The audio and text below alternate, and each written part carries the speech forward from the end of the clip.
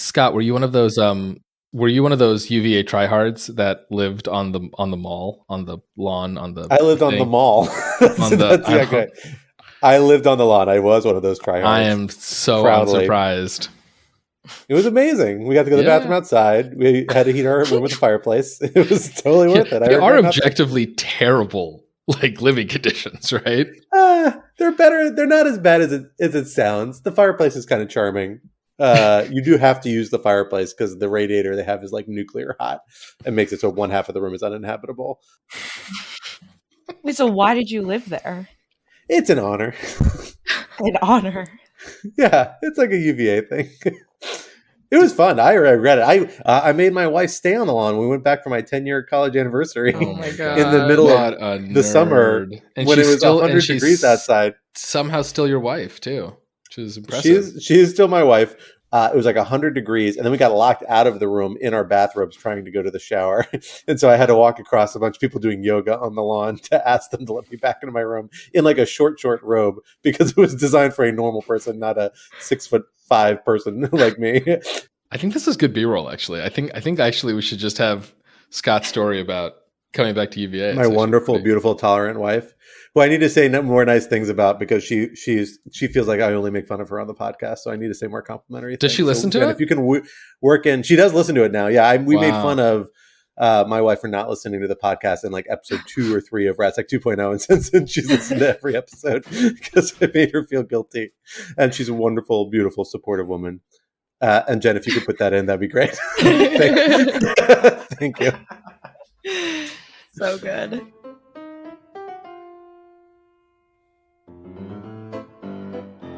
Hello, everyone, and welcome to Rational Security. I am one of your co-hosts, Scott R. Anderson. Thrilled to be back with you this week, and I am joined by one, but not both, sadly, of my other co-hosts, the one being Mr. Alan Rosenstein.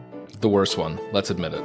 That's what some people on Twitter seem to feel. That's really all the people on Twitter. You and I are scraping bottom side by side, holding hands the whole way. Yeah, no, I think that's right. I think you and I are both squarely in second place, but Quinta is the winner. Yeah, the Quinta stands are quite vocal on the tweets, for better or for worse. But sadly, Quinta is not with us this week, as this is a holiday week. As folks are well aware, no doubt, about Thanksgiving impending upon us, we are thrilled to be joined by not one but two other special guests. We are doing a Lawfare Associate Editor doubleheader, and we are thrilled to be joined today by Catherine Pompilio and Heyman Hahn. Heyman, Catherine, thank you so much for being with us here today. Thanks for having us.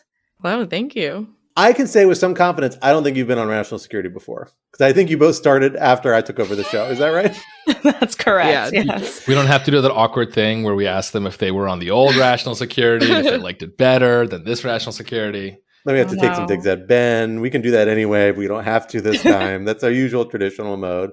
I like job security, so no, thank you. Fair policy. That's the sort of kind of general subservience that we aim for as our associate editors. That's perfect. Fear and proofreading. Exactly. Well, we are thrilled to have you here for what we are calling the Get Off My Lawn edition in honor of my alma mater, once again, the University of Virginia and its beautiful lawn, because we have a number of big stories from this past week. Despite the impending holiday, it did not let national security professionals rest here in our nation's capital, because there's a number of big breaking stories up our alley that we want to talk about, and we want to talk about them with the two of you and our audience. Our first topic for this week, topic 1, going full Cleve. Grover Cleveland, that is.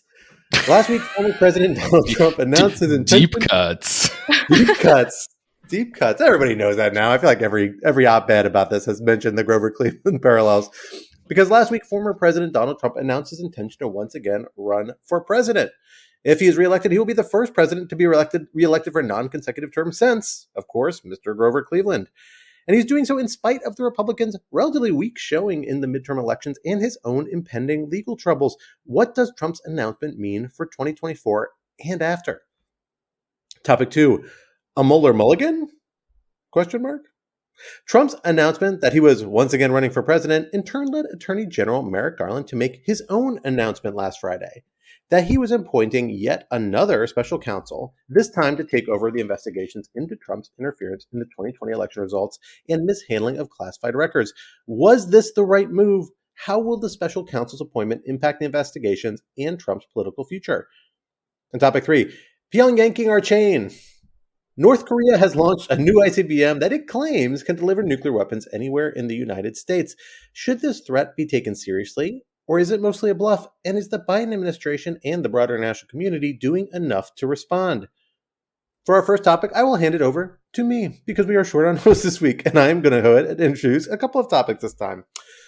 Of course, this past Tuesday, a week ago from when we were recording this, former President Trump, in a very characteristic speech of a sort that I think those of us who have been phasing out some of his public remarks for the last year or two have maybe forgotten the unique pattern and rhythms of a Donald Trump speech, of which this very much was one, announced that he was, in fact, planning to run for president again in 2024. He cast aspersions lightly on some of his other candidates, part of a longer campaign, kind of bickering of words he's had with particular Florida Governor Ron DeSantis. He snuck in an endorsement of Herschel Walker, of course, the Senate candidate that is in a very close runoff in the state of Georgia, although control of the Senate no longer hinges on whether or not he wins. Democrats will control it either way. And he kind of glossed over, I think it's fair to say, or put a positive gloss on election results, not really seeming to concede that what many people maintain was the fact that this might not be the best moment for Trump to announce, given that by most assessments, many of the candidates he backed and his kind of wing of the Republican Party appeared to suffer some significant setbacks in midterm elections, at least particularly in those contested elections, the most high-profile elections where most of the candidates he backed lost. Catherine, let me come to you first. Tell us a little bit about how you think Trump's announcement plays into the kind of trajectory going into 2024. Is this, to a lot of ways, this isn't unexpected. I think a lot of us saw this coming. Trump really hasn't been very subtle that was his intent. Is this a big deal? Is this a medium deal? And what does it mean for 2024? Do you really think that this means that Trump is on a trajectory to win, that he's a presumptive nominee? Or is it likely to be a harder road to hoe than it was in, for example, 2020, where as the incumbent president, he was pretty much de facto the nominee for the party? Mm-hmm. I would say I think I'm honestly just scarred a little bit from 2016 and that I'm more wary of Trump than I definitely was back then. Sometimes I feel like I have a little bit of I mean, in doing the research for this podcast, I came across a lot of articles, kind of minimizing, in my opinion, like his actual chances of becoming the nominee. Sometimes I feel like I have a little bit of tinfoil on my head, like, were you guys not here in 2016? We all kind of minimized him back then, and obviously what happened. So I think that he's definitely more of a credible threat than I think a lot of people are giving him credit for. And I know we're going to talk about this later, but I'm also really interested to see in how his campaigning plays into the legitimacy of the special counsel appointment. And yeah, I'm not super sure, but definitely very wary of his chances. Yeah, I have to assume that. Well, I don't know. I mean, I agree with Catherine that there does seem to be a bit of a rush to dismiss Trump. I think part of that is because DeSantis is kind of a shiny new thing. I think part of it is wishful thinking because kind of no one really wants Trump to be the candidate in 2024. But I mean, I do think, he is still very, very popular among the Republican base. I think he has something like an 80% favorability rating among Republicans. His fervent supporters have an almost religious connection to him in a way that I just don't think is true even of DeSantis' supporters.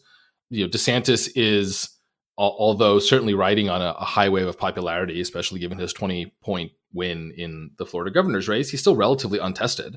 And there's just such a long history of popular governors getting out into the national stage and flaming out as they make some stupid gaffe or some scandal comes out or whatnot. I mean, how many times are we going to rely on popular Florida governors to beat Donald Trump? DeSantis might not quite be low energy Jeb, but I'm not, convinced yet that he can defeat Trump, especially given that Trump is not going to go out without a fight. I mean, I think you already see Trump preparing to fight a real scorched earth strategy against DeSantis. He's beginning to circulate random rumors. I mean, it's just going to get super, super, super ugly.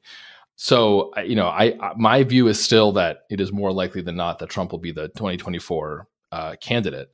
At the same time, I will say his announcement was just lame. That's kind of what struck me the most. I don't know. I mean, it's obviously not the most important thing, but I want to be entertained. I mean, if I'm going to have to deal with Donald Trump, at least make it fun. And it was kind of weirdly low energy. The speech was oddly coherent at times. It got into sort of foreign policy issues, which on the one hand, I mean, it's good because in fact, in some ways, the most important thing a president can do is deal with foreign policy. So it's good, I guess, that Trump is thinking about it. But of course, I mean, like Trump has no interesting thoughts about anything, especially foreign policy. So the whole thing was just a very strange display. And I do think Trump is maybe a little bit, there's a bit of a catch-22 here, which is that, of course, if he sticks to his old shtick, I think he's just going to keep turning off too many people. But if he tries to pivot to being a more normal candidate, it just comes out so lame that I think his base isn't really going to enjoy it too much. Now, I don't think Trump is capable of being a normal candidate for more than 7 minutes. I don't know what sort of like calm down serum they injected into him before he announced his candidacy. I suspect it'll all wear off.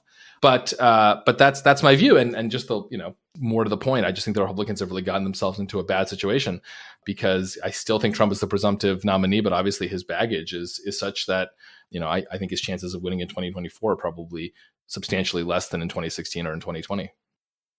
I think that's a good point, Alan. And just in terms of his energy in his announcement being off, it didn't seem very Trump-like. And I actually can't tell if that's because he clearly wants to run because he clearly loves being in the limelight and wants to go back to being president if he can. But a lot of this is all just so mired down, and it almost seems like he himself wasn't as excited. I think there was an energy and a charm, that kind of a crazy charm that he brought to the elections the first time around, and it worked. And so I don't know if he's going to start picking that up once he starts really campaigning and going into it, but it almost sounded like he was begrudgingly kind of announcing this presidency, which was very, very strange. And I don't know what that says about his chances for being the presumptive nominee, especially because a lot of the Republican Party does seem like they want to put some level of distance at the very least between the crazy Trump and the Jan 6 and everything else, but at the same time don't want to lose his really dedicated fan base. And I'm curious what they're going to do once Congress starts up again, and especially with the January 6th committee, whether they're going to mark that territory and say we're going to kill that, or if they're going to let it go through, and what that says about their willingness to stay close to the Trump camp. So I am also a little bit cautious about whether he will be the presumptive nominee this time around, because it does seem like the midterm elections gave us a little bit of hope that the Trump message is not going to carry everyone to the very end. Yeah, I'm going to jump in. I guess I will be the other voice of, I don't know if it's a reason, but whatever the other end of the spectrum is here. I think Trump has a real uphill battle to get the nomination this time. I think we all have maybe been a little too much recency bias in regards to Trump's influence over the Republican Party, which, while it's been very strong for the last several years, as is often the case, frankly, with like any party leader, and the president is almost universally the party leader these days in American politics, I don't think it's quite absolute, and it hasn't been around that long. This movement that he's in charge of is very different from what the Republican Party looked like in 2014, or really even in 2016. Again, remember, he won by essentially splitting the other votes in most of the early states in the Republican primary. He secured 25, 30% of the vote. And the Republican Party, it's worth noting, has actually changed its primary process somewhat to make it less winner take all. I can't remember exactly what formula. It's kind of like splits the difference, as I recall, with the Democratic Party, at least I think in early states. But I could be mistaken about that. Something actually I want to look into. The key point being, I'm not sure recapturing that magic in that moment is that easy. Among other things, that the fact that Trump, may not have the energy level, he's got these personal legal concerns that are going to feature very prominently in the next 2 years and are going to be very real. He is, I would put smart money on it, going to be criminally indicted, at least at the state level in the state of Georgia. At least people close to him will be if he is not personally indicted. But again, they do have audio of him personally lobbying the Secretary of State to find additional votes. So he's personally very implicated there. I wouldn't be surprised if he's also personally implicated in the Mar-a-Lago documents investigation, where again, there's very clear evidence of his personal involvement. That's a big departure from a lot of other investigations he's been involved in the past, whether it's Ukraine, whether it's January 6th, where you just don't have quite that last connection gap. Real liability coming out of New York in terms of investigation of his business practices and practices of the Trump organization. I don't know if that'd be individually focused on him, but the organization, I think, is a big issue. And on top of that, you just see his views of him within the Republican Party sliding.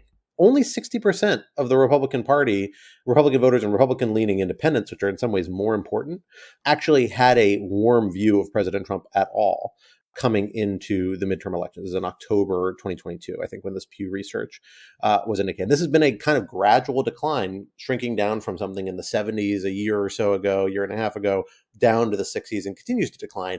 And a lot of those numbers, the reason why you get the 60%, is because he's got very positive numbers among his traditional demographics, people who aren't college educated, people who are overwhelmingly white, slightly lean male, but not too much. People who are older, over the age of 50, much stronger demographics there. Everybody else, and those are growth and more motivated elements of even the Republican Party, but also the electorate more generally, really his numbers are far lower. So I think there's a lot of opportunity here for people to really contest his election. Are they going to do that by really taking on his narrative of the big lie regarding 2020? I kind of suspect not, although I hope some of them do. I think it would be better for the Republic generally if they make that an issue. But I think they're going to take him on as a three-time loser, somebody who's led the Republican Party to a historic defeat in 2022 that bucks the trend of midterm elections for most parties. And so all those factors combined, I have to say, I think he's going to have a rough go of it. I think that's why his advisors, at least reportedly, were saying, don't announce now. Let's wait for at least this blow to begin to fade into the memory a little bit and see the terrain before we make this big announcement. And he decided to go forward anyway. So that's my sense of things. I'm much more bearish on his chances, it sounds like, than the three of you. These are all excellent points. The only thing I would make is that what I think you are describing is in particular the reason why Republicans should not nominate Donald Trump. But that is different than whether they will nominate Donald Trump. And my worry is that his hardcore base is so committed to him that if the other Republican politicians and if the Republican Party could, as an institution, right, in the party decides tradition that we all thought governed primaries until 2016, if they could all get behind a particular figure, maybe Ron DeSantis, for example, right? Or I don't know, like DeWine. I mean, there are others. Then I do think you could potentially have the kind of one-on-one showdown in which Trump could be defeated. I mean, again, whether or not you could do that in a way that would then preserve the Republican coalition for the general election is a different question. But at least then maybe you could defeat Trump in the primary. But I just don't think that the Republicans are going to coalesce around a Trump alternative, right? I mean, there's going to be DeSantis, but I think Pence is probably going to challenge. There might be other folks that are going to challenge. Oh, and the Republican Party itself is just utterly disorganized, right? There's no party statesman. It's not like George Bush is going to come in and broker in the way that Obama did for Biden, basically in 2020, or Kevin McCarthy is going to come in and have any impact. And so, my worry is that if you're going to still have a somewhat fragmented set of challengers to Trump, he's just going to keep winning these pluralities. But we'll see. Obviously, Scott, you're absolutely correct, and especially with respect to the legal troubles, which don't directly prevent him from running, but might actually make him even more popular with his base, right? I mean, they might give him the energy he needs to go to his people and say, look at the Democratic Party and Biden and the deep state. They hate me and they hate you, and they're willing to do this witch hunt to attack our great movement. I think we don't know how the indictment is actually going to play out at the primary level. I'd also just like to add to that. I think that this was mentioned, by Quinta in the last episode of RATSEC, but Trump's base just didn't show up in the midterms like they do in presidential elections, which I think definitely impacts that. And I'm afraid, or I worry that Trump could use, the Republican kind of disappointment in the midterms to motivate his base even more to come out in the general election. He said in his speech, America's comeback starts now and your country's being destroyed before your eyes. So that coupled with, completely dismissing, like the big lie, completely dismissing an indictment or any other investigation, I think could totally rally a base that was probably a little bit more relaxed this time around. Just one small note on that. I actually think, if I recall correctly, what Quinto was quoting was the narrative coming from people in the Trump camp asserting that's why he lost. Oh, okay. I haven't seen any data actually saying that that's the case.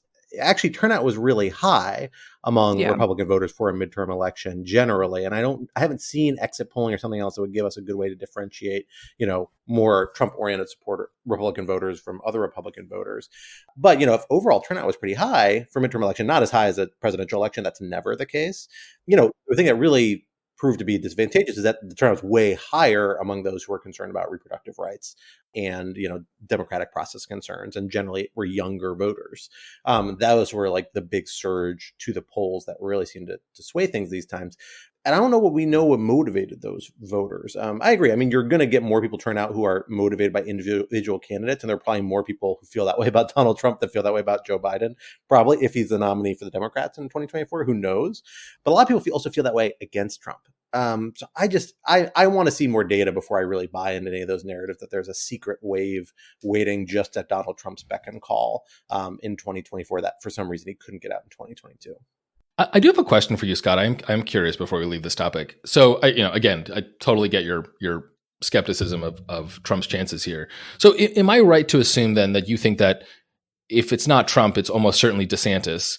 And if so, I'm curious why you think that. I mean, is it because DeSantis is just sort of the next person who's most popular at the moment, or do you think DeSantis really has certain gifts that make him likely to be able to sort of thread the needle in being, Trumpish, but not too Trumpish?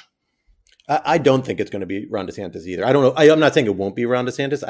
This far out from an election, it is foolhardy to really get a sense of particularly untested candidates without national support bases to really know who's going to be the nominee. Look at polling numbers for almost every major party nominee that we've had from an open slate, when you don't have an incumbent. Here, it's always really competitive. Trump being a pseudo incumbent here complicates that a little bit. But I have to say, I think that it is really, a bit of an open field at this point. And there are a lot of other candidates with a lot of pluses who are very ambitious and have been waiting for a moment where they can make something like this work. Nikki Haley is the one that jumps out to my mind. She really carefully crafted a path through the Trump administration that's friendly enough to pull, maybe support from people who are friendly to the Trump administration, different enough and has a different enough record prior to the Trump administration to pull in maybe some more moderate voters. She's, a woman. She is a person of color. She has a lot of factors that can pull in that might help in different places from a southern state that's increasingly competitive and that the Republicans kind of need as part of their arc of support. There's a lot of factors going for a lot of other candidates. It's just too early to give it to anyone. And that's part of the reason why I think assumptions that Trump is going to be the nominee are just too much hindsight, not enough foresight. This is related, but probably not as closely. I am curious what everyone here thinks about the fact that Trump chose not to join Twitter again, even though he was invited by Sir Elon Musk to do so. What does that say about? I feel like the Twitter was kind of his podium for getting his supporters in, and genuinely, it's a genuine question about whether he has the energy to really pull everyone back into this next run. What does that say about him and where he's at in terms of his re-election campaign? Yeah, that's an interesting question of why he's not back on Twitter. My understanding, and I don't remember, Scott, did you tell me this or did someone else tell me this, is that he may be contractually obligated to Truth Social to not post stuff on Twitter unless he also posts it on Truth Social. I think he also has a lot fewer followers now on Twitter than maybe he used to. I don't know if his follower count is the same, but I do agree with you. Heyman. I mean, Trump is maybe the greatest master of earned media in American history. And a lot of that came from saying crazy things on Twitter and then getting the news cycle to obsessively follow that. And so I do wonder if he can't get back on Twitter, if he can't get that attention back, will he be able to drive the news cycle? Though then again, it's not like journalists aren't on Truth Social. Every time you post something crazy on Truth Social, someone just screenshots it onto Twitter. Sure. So, I do wonder if he needs Twitter that much anymore. But it's an interesting point about losing, at this point, voluntarily, this kind of amazing mouthpiece. Right.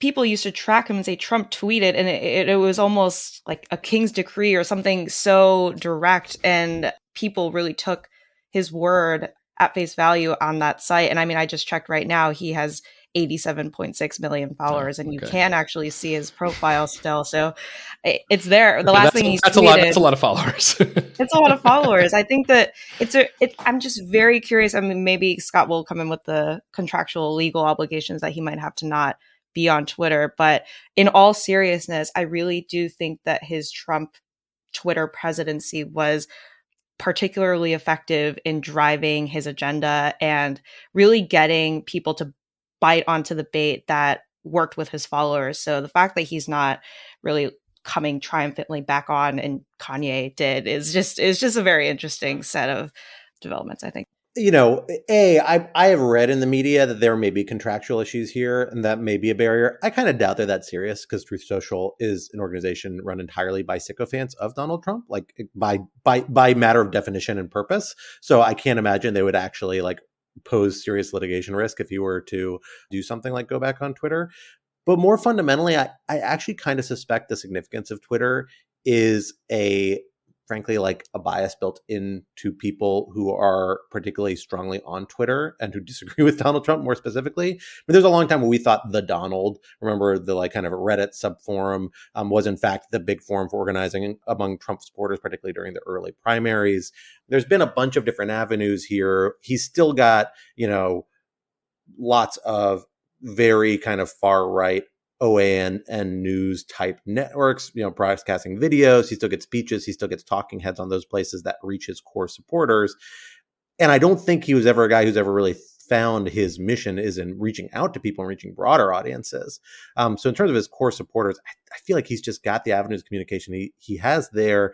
And going on Twitter now, looks like he's kind of making himself beholden to Elon Musk a little bit. And I kind of suspect Trump is a guy driven by gut and instinct and like an overabundance of pride. And I kind of suspect that's the thing getting in the way, but I'm not sure it actually matters that much in the long run. Do you also think that people are just kind of tired of it, or we're just used to it? Like Alan made the point that he's still saying these crazy things on Truth Social. And if you really wanted to see them, you could. And journalists are on there looking at them. I think, a lot of the appeal and a lot of the attention that he got the first time he ran was because it's the first time a presidential candidate had ever said crazy things along the lines of what he had said. And now, not to minimize it, but sometimes it's just kind of like, oh gosh, it's Trump again, I do think there's some of that. I mean, I think that the news media in particular has gotten much better and has developed certain antibodies against letting Trump totally drive the news cycle. I think that's true for the mainstream / leftish news media. But I think it's also true of a lot of right-wing news media. I mean, especially the Murdoch news media. I think after the announcement, there was a lot of media reportage about how Fox News is very negative on Trump, and the Wall Street Journal is negative. The New York Post had great anti-Trump pun headlines like Trumpty Dumpty. That was pretty good. So I do think that is part of it, and I also think that the thing with Trump, I mean, he has the most name recognition of maybe any American politician in decades, right? And so at just this point, what you think of him, and so I wonder if it's just there's just very little he can say that can move any needles. So all of it might just kind of be baked in. Well, of course, former President Trump's announcement last week was just one of two big Trump-related announcements we got. The other came from Attorney General Merrick Garland, who on Friday, a kind of Trump Friday moment, something those of us in lawfare have not really experienced in a couple of years as regularly, although we used to do it quite regularly, but kind of a late Friday Trump announcement that he was nominating an individual by the name of Jack Smith, a longtime prosecutor, most recently an international criminal law prosecutor based in The Hague with a pretty interesting international tribunal there, as a special counsel to take over the oversight of ongoing Justice Department investigations into Donald Trump relating to interference in the results of the 2020 elections of various stripes, and also the mishandling of classified documents, most notably at the Mar-a-Lago estate, although I don't actually know if it's entirely limited to that. Let me start with you on this, Alan, as our former Justice Department colleague. How big a deal is this, and what does it seem like was motivating Garland's decision to make such a visible move, particularly so soon after Trump's announcement, in a way that I'm not sure the optics would be ideal, all other things being equal. Was there a legal reason why the Attorney General felt like he had to make this move, or was strongly advised to take this move? Was it a strategic decision? And where do we think it goes? How do we think it fits into this broader picture for 2024 and more generally our democracy? Yeah, so I mean, just as a preliminary matter, if folks haven't gotten a chance to listen to our special emergency podcast on that we released last Friday, I highly recommend it. We had a great lineup of folks talking about this. In terms of how big of a deal it is, I'd say it's a mild to medium deal in the sense of meaningfully changing the course of the investigation. I mean, look, anything involving prosecuting the former president of the United States who is, running for re-election and is presumptively the co-front runner. I mean, I think we can at least say for the Republican nomination, anything that touches on that investigation is a big deal. And given the history of special counsels, obviously we have Robert Mueller, but others, obviously, this is all a big deal. At the same time, there are reasons to think that the appointment of this special counsel is not going to fundamentally change the ongoing investigation. And this is for, I think, a couple of reasons. The first is that clearly Merrick Garland wanted this investigation in-house as long as possible, and really felt that, I think, his hand was forced once Trump announced his reelection, especially given that Merrick Garland's boss, President Joe Biden, has also basically said that he's going to run in 2024. Now, in announcing the special counsel, Garland said that the reason he was doing this was because it's in the public interest to have some additional bit of independence. It's arguable that it's also just a conflict of interest for the Attorney General to not have a special counsel. But the point is that the fact that he waited this long means that a huge amount of this investigation has already happened. Obviously, we've been investigating January 6th since January 6th, and the investigation to Mar-a-Lago is going on for a long time.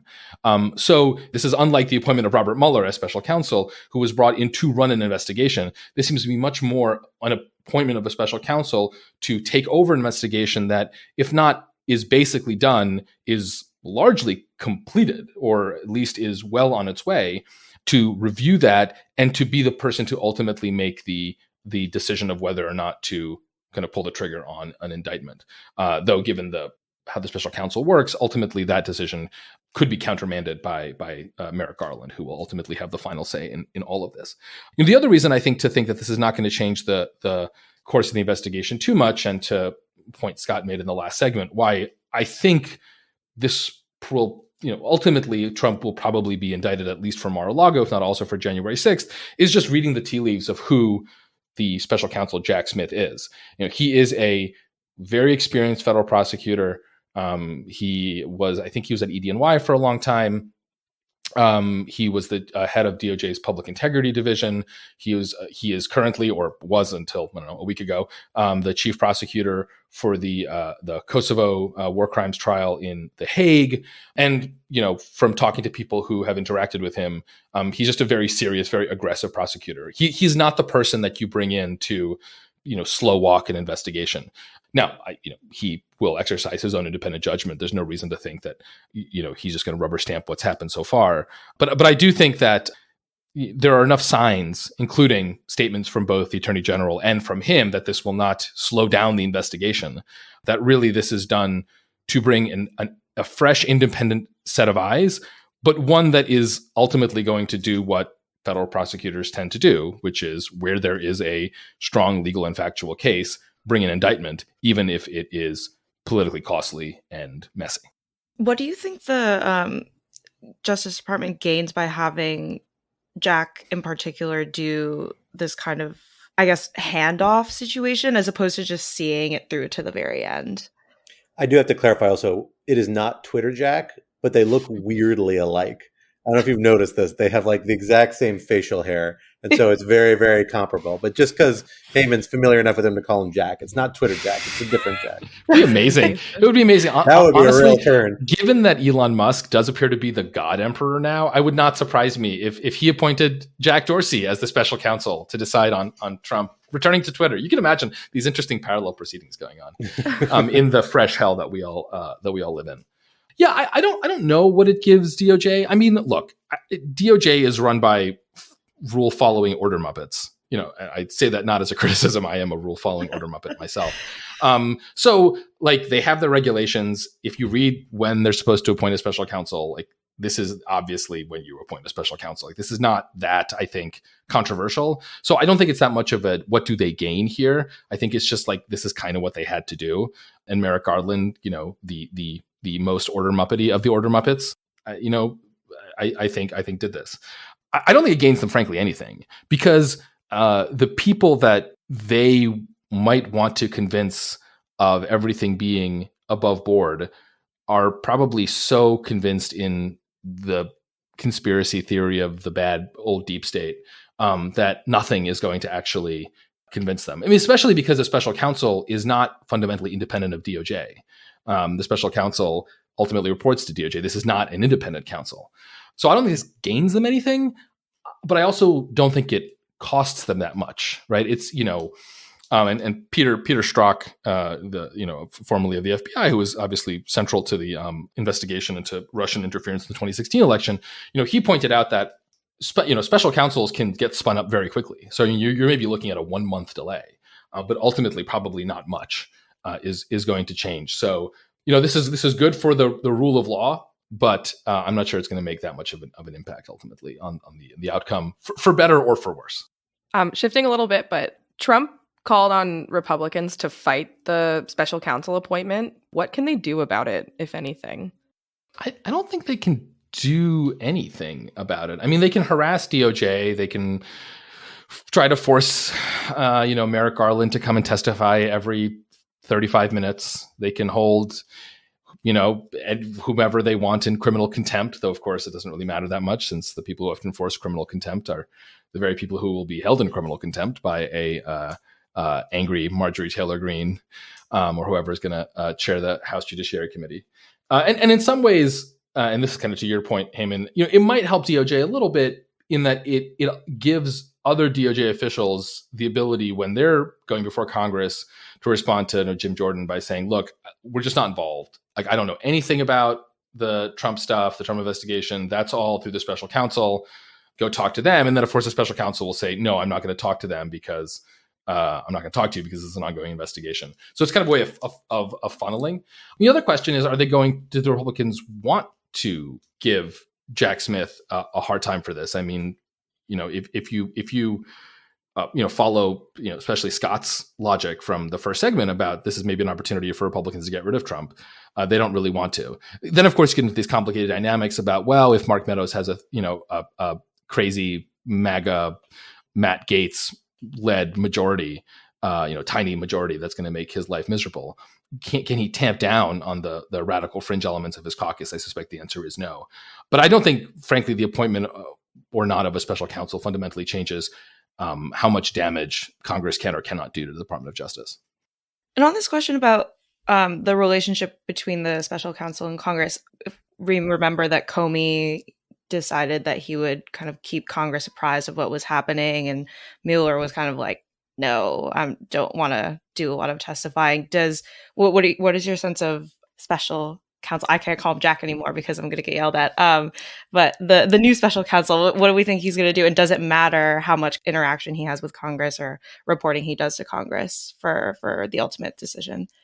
Yeah, I think that I don't want to relitigate 2016 and the decisions that then FBI Director Comey made.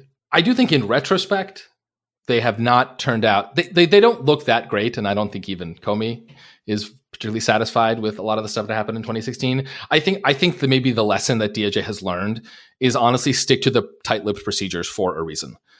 So I don't expect that Merrick Garland is going to be going out of his way to provide updates to Congress, because I just think people have learned that you're going to get in trouble no matter what you do. And the more you can keep it by the book, the better it is for you. Yeah, and it's worth bearing in mind, the tool that the Republican majority in the House is going to have is the oversight tool, is the ability to call witnesses, secure documents. And ongoing proceedings in regards to criminal investigations is like one of the third rails of executive privilege, or maybe the opposite of a third rail. It's like one of the core kind of pillars of executive privilege, as I recall, in terms of what the executive branch generally fights the hardest on against having to disclose for very obvious and frankly pretty well-founded reasons, right? Like, you can't have people going to interfere in a criminal investigation in a variety of ways. It can be really damaging to have them do so.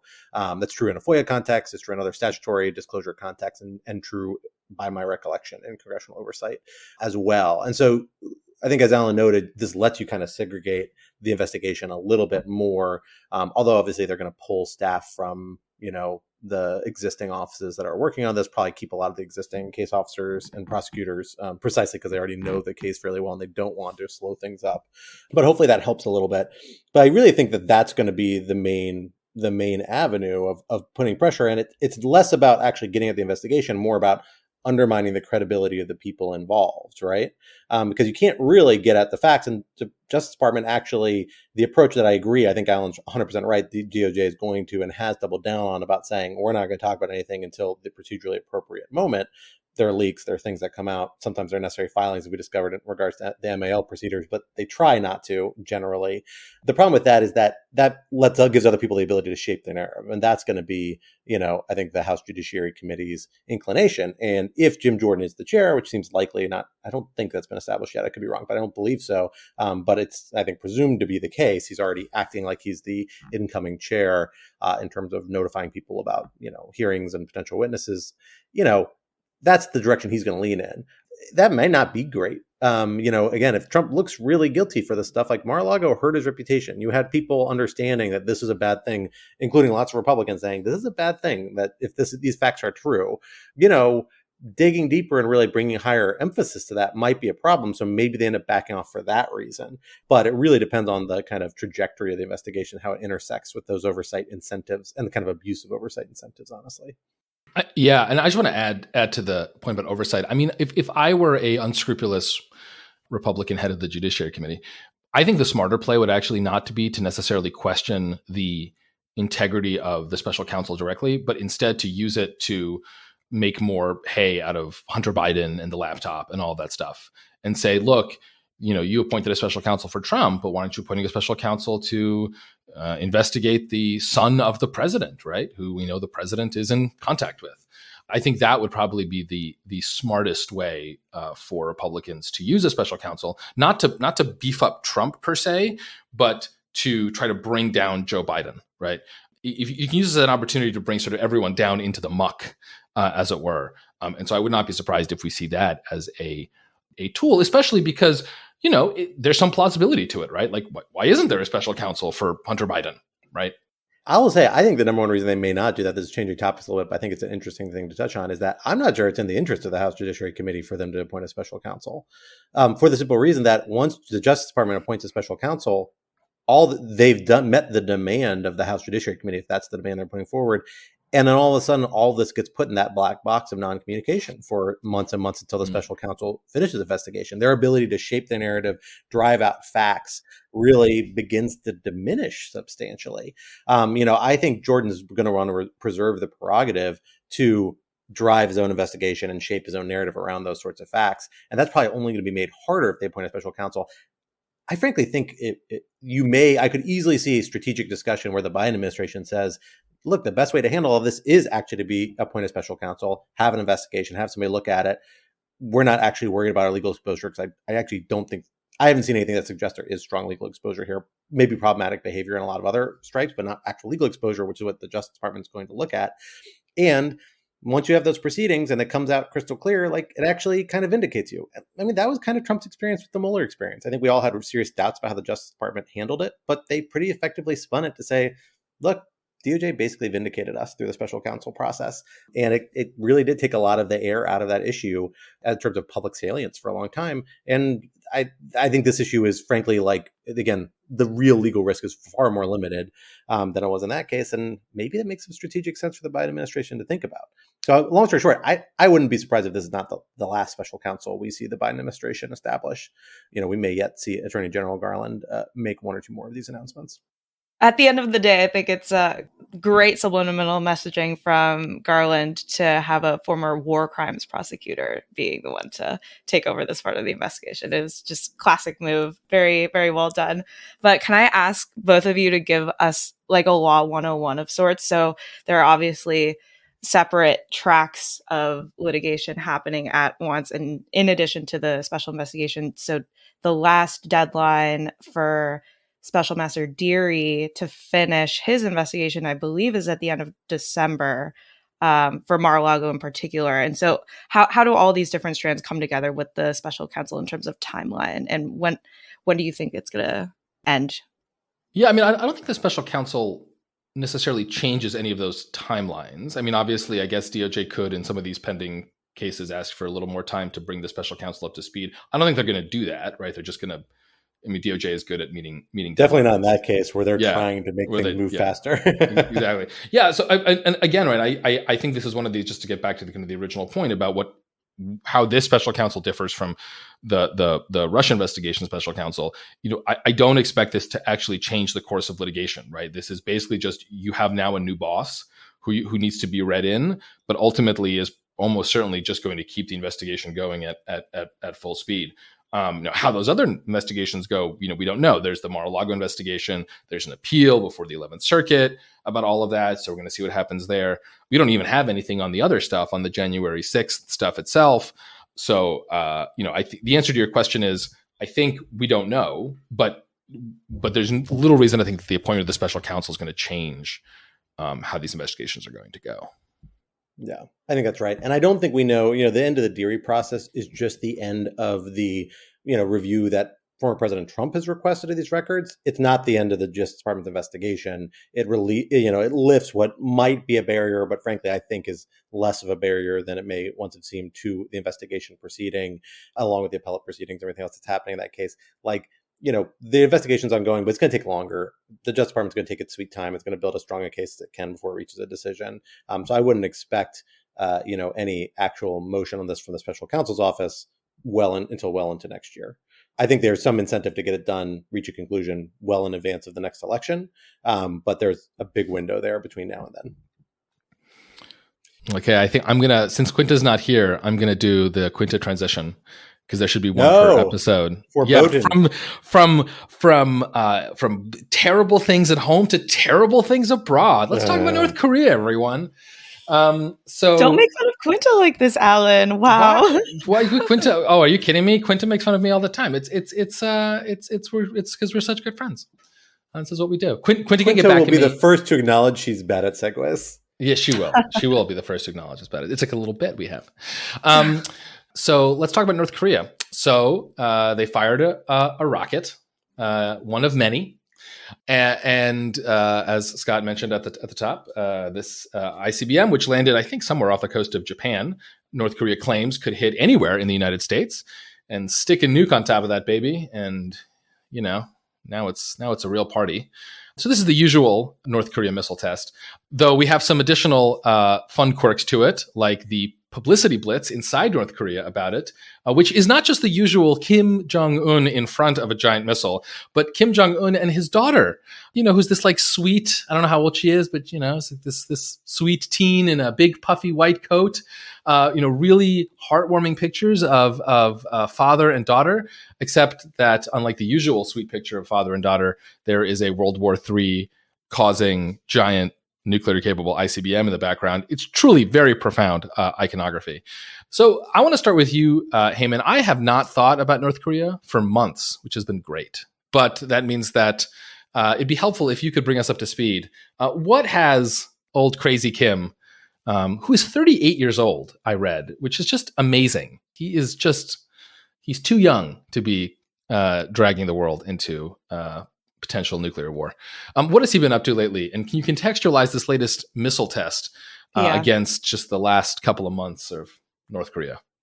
Yeah. Well, I think one thing you said there that we should focus on is that it is usual insofar as they have been testing pretty regularly this year, more frequently than they did last year.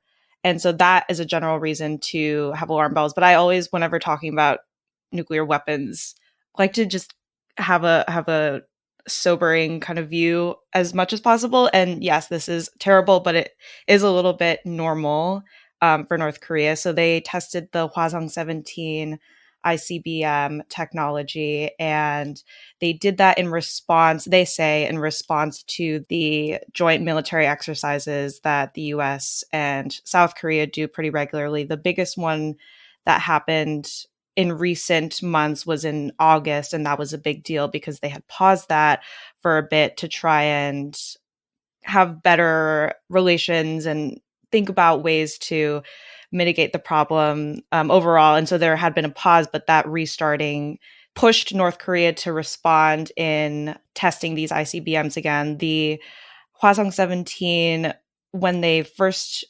restarted testing, failed, and then this time it was a successful launch. And so that is what is causing the Security Council to meet, and they met yesterday to come up with a resolution to condemn North Korea for having done this. And of course, Biden also asked Xi Jinping at the G20 summit to kind of use his leverage to try and get North Korea to stop testing. But this is kind of, I think, to put a broader point on it, a return to a sad normal that kind of had gone away in previous years. And it's in part due to, frankly, the Biden administration has a lot of other things going on right now. Obviously, we're in the middle of a war with Ukraine. There's the coronavirus that's still going on. There's a pandemic. There's inflation.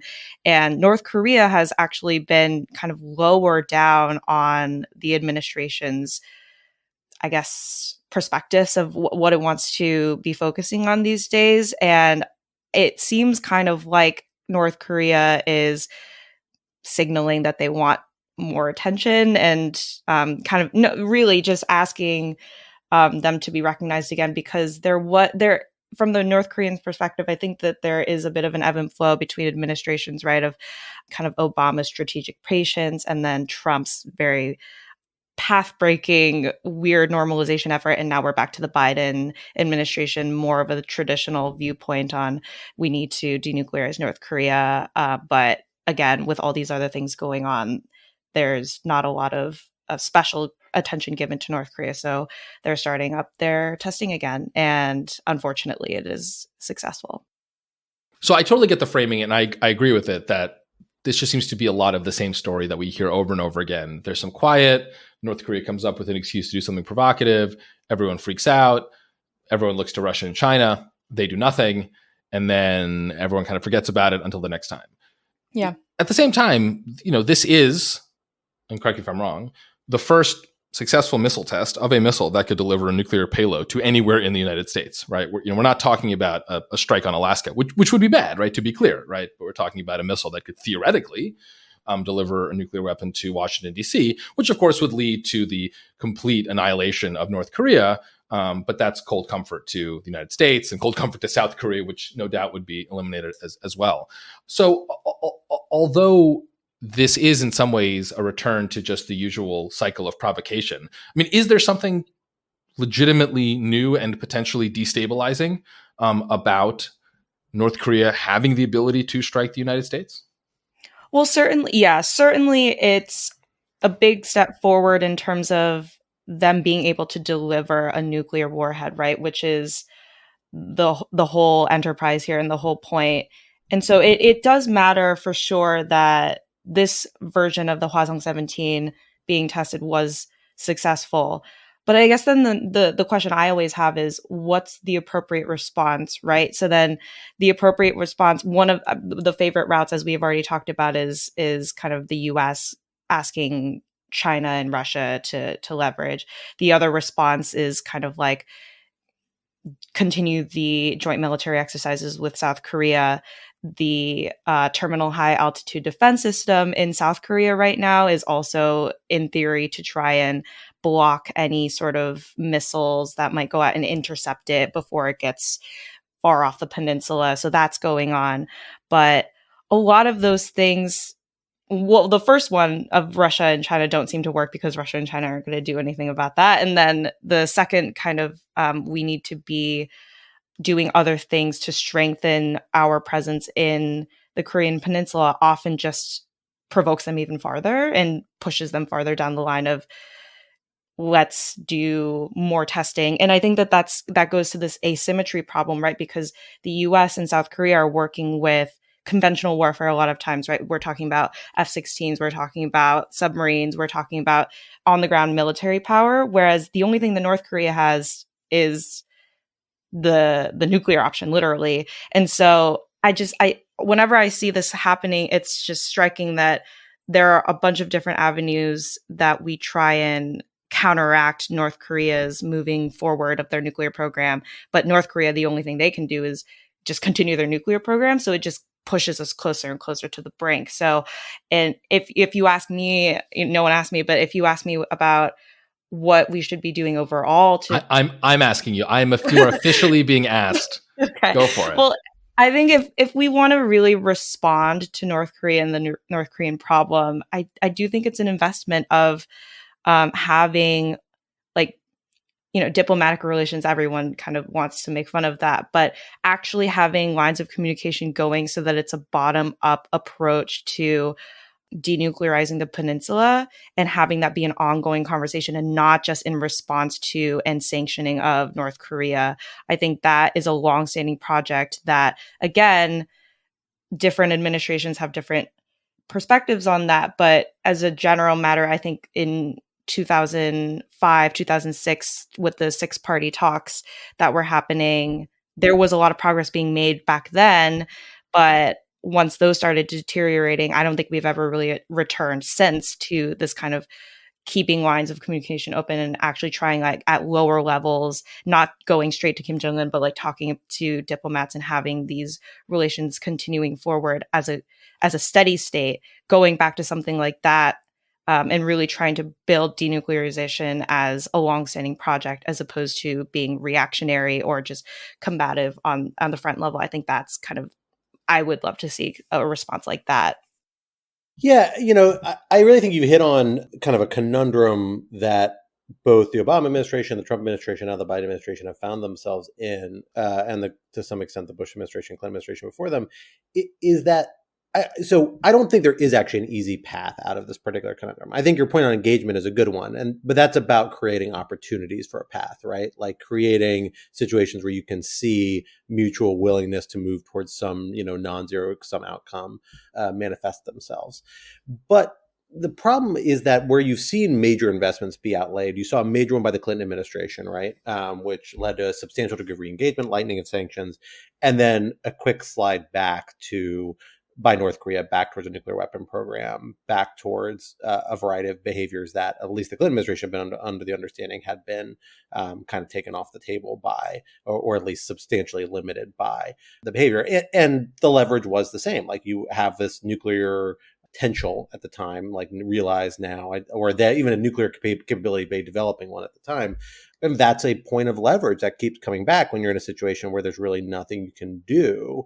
And that's the regime's main sort of avenue. The Biden administration, has actually come out and said, I remember hearing people from the National Security Council kind of quoted saying, we're trying to split the difference between Trump and Obama, right? Obama had a kind of, there's nothing we can do about this. So the best thing we can do is, stop rewarding North Korean brinksmanship by seeing it as a reason to engage, instead keep sustained pressure on and assume the consequences of that pressure are going to build. To some extent it did domestically, but the cost of most economic sanctions are borne most heavily by the public, not by the elites in charge of the country. That's particularly true in North Korea. Then the Trump administration, initially very hostile, and I think this is where, like, the threat to hit the United States comes in. If you remember, there was a long debate of whether the Trump administration would consider a bloody nose kind of strike on North Korea in 2017, when there was a really heated rhetoric before the Trump administration completely reversed course and said, no, we're going to do high-level engagement. Really interesting. I still would love to see an explanation of exactly what led to that complete reversal of course. But, nonetheless, it did lead to this kind of engagement and maybe avenues of communication, but at this very high level. And it's not clear what really that led either. Part of that's because I'm not sure they really had a strategic vision about where it was going to lead, but it also just wasn't done with anything specific in mind. And I'm not sure, I think you hit on something really astute here, Heyman, where you don't know really what the Biden administration splitting difference is going to look like. Are we just talking about high level talks in addition to not slow high level talks, instead of being very aggressive and seeking leader summits, slow climbs up the ladder?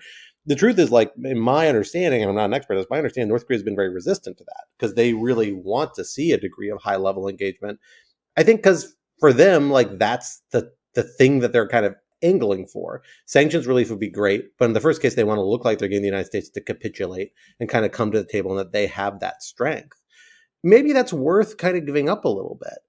Like maybe that's a trade-off. And I was not one who was overly critical of the Trump administration in pursuing those engagements, because I think there are reasons to do them at a variety of levels where you can. But I wouldn't be too sanguine about there being like an easy out here. And I think that's the reason why you don't see people being willing to make much of an investment in this topic in recent administrations, except for the weird kind of Trump effort, because it's not clear that the payoff is likely to be that high. The incentive structure just doesn't seem there either for North Korea. I will say, my inclination is that I think this is probably a good example of a case where sanctions just have proven very ineffective, because if anything, they really reinforce the hierarchy of authority within North Korea, right? Like no one else in North Korea, except for the regime, has really any economic power, political power, in part because they can't engage in trade or otherwise kind of advance their lives other than through the regime. Sanctions double down on that authority to some extent, because the regime controls those illicit means by which they can actually develop and function as a national economy, and ties to China, which are essential, all the sort of avenues.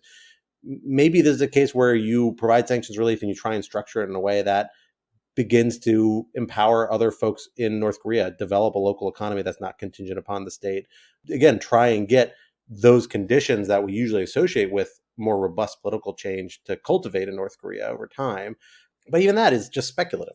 There's no real easy way out. And I think that is not a unreasonable reason why administrations are so hesitant to make a big public commitment to this particular issue. Yeah, no, that's super fair. And far be it from me to suggest that it's an easy solution or that there is certain a path forward that is particularly right. I just think that, if we think about where we are, again, as Alan brought up, this is a big deal insofar as it's a new capability to bring a warhead. And by the way, I want to be clear that just because they have the ICBM technology and just because they have a warhead does not mean that they can actually deliver. Like those two things coordinating too there's probably a longer way to go. But the fact that they have this new technology is a big deal. And so the question becomes, why would we want to respond in any way other than trying to like normalize relations? Like I'm not suggesting that we should try and assuage them and that we need to be kind of bowing down to what is ultimately terrible things that they're doing, but engagement has, as a general matter, decreased. And there was a time back in the early 2000s or mid 2000s that we were kind of close to having some sort of six-party agreement. So I think that having lower level diplomatic talks that continue to be like open lines of communication and engagement that isn't just because they're testing and because they're getting closer, but actually because we want to finally resolve this ongoing conflict over 50 years. I think that kind of attitude or that willingness to want to bring North Korea back into the global community is something that we might consider nowadays, given the fact that they're getting so close. So I think that's all I'm saying. And I think that, again, because it's just such an asymmetric situation where the US and South Korea can do things that are strategic in the Pacific area that, seems pretty normal, like joint exercises and continuing to build capability in that region is something we should be doing and is normal. But again, the only way that North Korea really is able to respond to those things is just going more and more and more nuclear. So that kind of asymmetry, to me at least, signals a real impetus to try and restart engagement and find different avenues than doing the whole, let's go to the UN Security Council and have them condemn again for however manyth time and ask Russia and China, who will not do that. To pivot a little bit, I just wanted to cover Kim Jong-un bringing his daughter to the launch, which I found to be very confusing. But I just wanted to add that I don't think that this was a daddy-daughter day for Kim Jong-un. Let's go look at missiles. I don't think, though, that was for us, I think, or like from an international perspective, I think that it's probably messaging for the North Korean people of longevity. North Korea is a hereditary dictatorship, and I think it's just a message to the people about strength, and this is our successful missile launch, and it's going to I think it's just a signal to them about the strength of North Korea for the future and prosperity.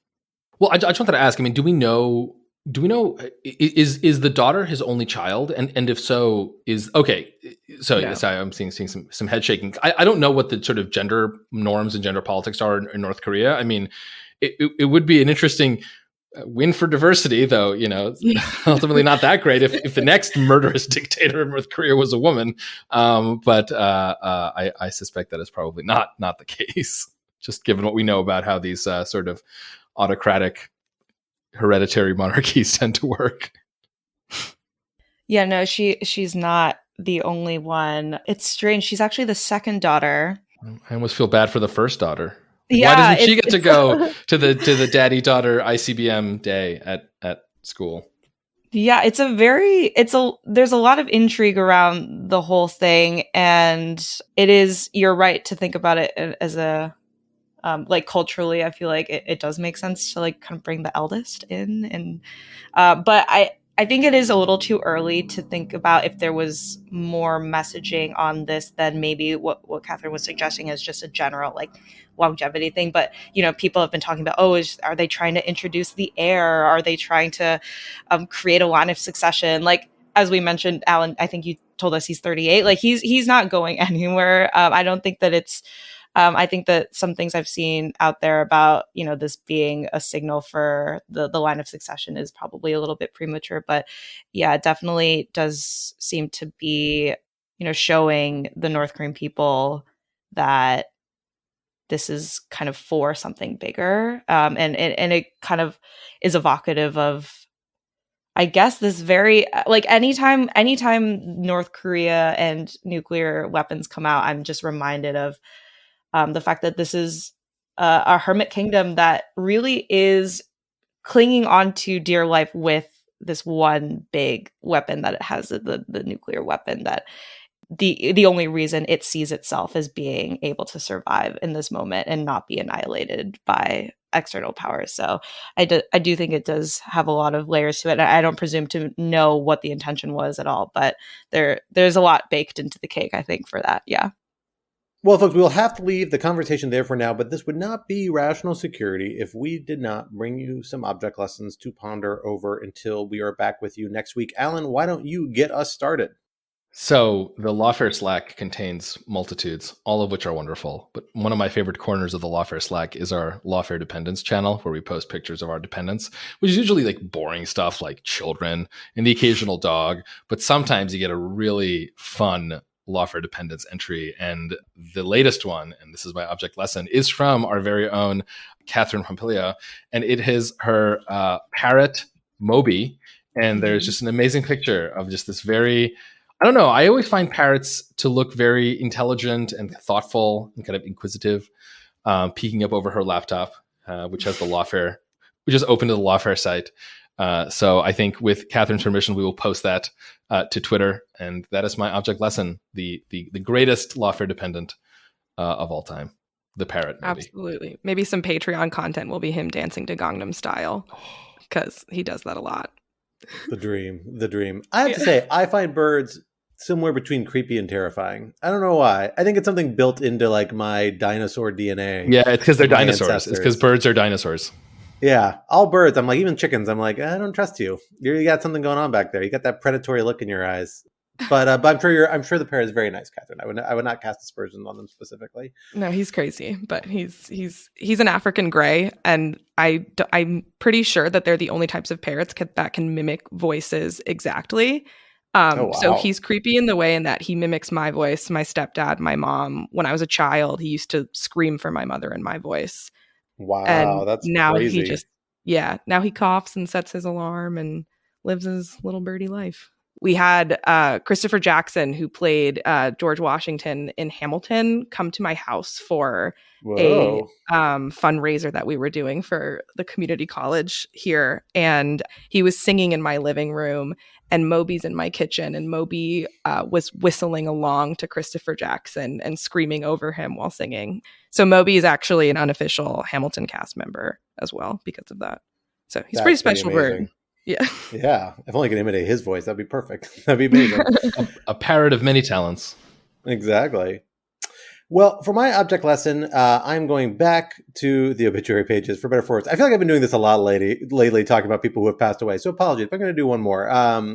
Michael Gerson passed away, who was a columnist for the Washington Post, a former George W. Bush administration speechwriter. I am a DC local, and I've read the Washington Post and probably follow the columnist more than your average person, even though I don't. There are plenty of columnists I don't particularly like. And he wrote a lot of things I don't particularly agree with. But I always found him very readable and interesting and more thoughtful than a lot of folks. And I was sad to see he had passed away. And then somebody pointed me to a column he wrote that is of a brand that I don't usually read these sorts of columns, but I always found his fairly reflective, which are kind of the life columns about reflecting on something of a more universal experience. And he wrote this one about his youngest son going to college that I thought was actually like a really touching, wonderful reflection on parenthood and dying, which the two things kind of go hand in hand. And so I wanted to I'm going to read the part of it that I was most struck by because I thought it was really, really exceptional. Oh, he's describing how his son is going to be like a little homesick. He says, but with due respect to my son's feelings, I have the worst of it. I know something he doesn't, not quite a secret, but incomprehensible to the young. He is experiencing the adjustments that come with beginnings. His life is starting for real. I have begun the letting go. Put another way, he has a wonderful future in which my part naturally diminishes. I have no possible future that is better without him close. There's no use brooding about it. I'm sure my father realized it at a similar moment, and I certainly didn't notice or empathize. At first, he was a giant who held my hand and filled my sky, then a middle-aged man who paid my bills, now, decades after his passing, a much-loved shadow. But I can remember the last time I hugged him in the front hallway of his home, where I always had a room. It is a memory of warmth. I can only hope to leave my son the same. Parenthood offers many lessons in patience and sacrifice, but ultimately it is a lesson in humility. The very best thing about your life is a short stage in someone else's story, and it is enough. I thought that was quite striking and lovely and brought me to tears a little bit. That's pretty easy to do these days about parenthood-related things. So I thought I would share on this occasion of his passing. Catherine, what do you have for us in terms of object lessons? Hopefully something more upbeat. A little bit. So fun fact about me is that anytime that I need to focus, I'm really helped out by listening to jazz or like smooth jazz. It's how I wrote my entire undergraduate thesis. It's how I spend all of my time editing for Lawfare and writing. I love it. Yeah, smooth jazz, like Kenny G. Like Kenny, like saxophone, coffee shop. Wow. Soprano saxophone, to be clear. Yeah. It has to be soprano saxophone. Yeah, exactly. I'm pretty sure my Spotify analytics are going to be just like probably thousands of hours of jazz. But a friend sent to me a couple weeks ago. It's an album on Spotify called Ethio Peaks, Ethio Jazz, 1969 to 1974. And it is the weirdest, funkiest Ethiopian jazz. And I would 10 out of 10 recommend. It has also gotten me through all of the editing this week, and it's fantastic. So yeah, that's my object lesson. That is pretty amazing. I will say, if folks have not checked it out, I don't know if it's on Spotify, actually. I used to have it on other musical service, but the Smithsonian Folkways collection, which is an amazing collection of a lot of Americana type music, but also does a fair amount of like international historical periods. And it does a great job capturing like popular music, including a lot of jazz from like the 50s, 60s, 70s, and 80s, and then like really cool funk and disco music from the 70s, 80s, and 90s from different corners of the world. That is an amazing collection of stuff like that. And that sounds like right up its alley and something I used to spend a lot of time when I was writing papers in my 20s digging into that. Maybe it's time for me to turn back to my Folkways collection at some point. Heyman, what do you have for us this week? So I have a performance that I saw. It's called Trojan Women. It's based on the Euripides play about the women survivors after the sacking of Troy. And it's interesting because this like onstage version of the musical is the second version that the Singaporean director has done for this interpretation. He first did one in Singapore, and then this one is showing I saw it in Brooklyn, and it's the Korean kind of twist on the Trojan women. So he's used the Trojan women story as a kind of medium to talk about the struggles that women have to go through or went through after all of their husbands and sons were killed in war, and kind of telling the story about women survivors of war. And so this version was done through pansori, which is a ancient storytelling kind of Korean opera style form of performance, and it, I think, was meant to be a kind of proxy for the experience of comfort women in Korea. And it was beautifully done, and I thought it was just a great mix of the ancient storytelling medium and a traditional Greek play, but also transposing that onto a different culture. And they also had the stage that was interactive and had English translation, so it was very accessible. And it was one of the first performances that I'd seen recently that I think kind of brought me to tears almost. It was very intense. So something that I would definitely recommend if you're ever in a city that can that will show you something, one of the renditions of the Trojan Women play. Or I don't know, it's a play. It's a musical, I guess. Very cool. Yes, we will have to hope they bring the tour to DC and Minnesota and to other corners where the Lawfare team resides. Until then, that brings us to the end of this week's episode. Rational Security 2.0 is, like its forebear, a production of Lawfare. Follow us on Twitter at RETL Security. Be sure to leave a rating or review wherever you might be listening. While you're at it, visit lawfareblog.com for our show page with links to past episodes, for our written work and the written work of other Lawfare contributors, and for information on Lawfare's other podcast series. And be sure to sign up to become a material supporter of Lawfare on Patreon for an ad-free version of this podcast and other special benefits. Our audio engineer and producer this week was Ian Enright of Goat Rodeo, and our music, as always, was performed by Sophia Yan. We were once again edited by the wonderful Gentadja Howell. On behalf of my co-host Alan, not Quinta, this week, and our special guests, Catherine and Heyman, I am Scott R. Anderson, and we will talk to you next week. Till then, goodbye.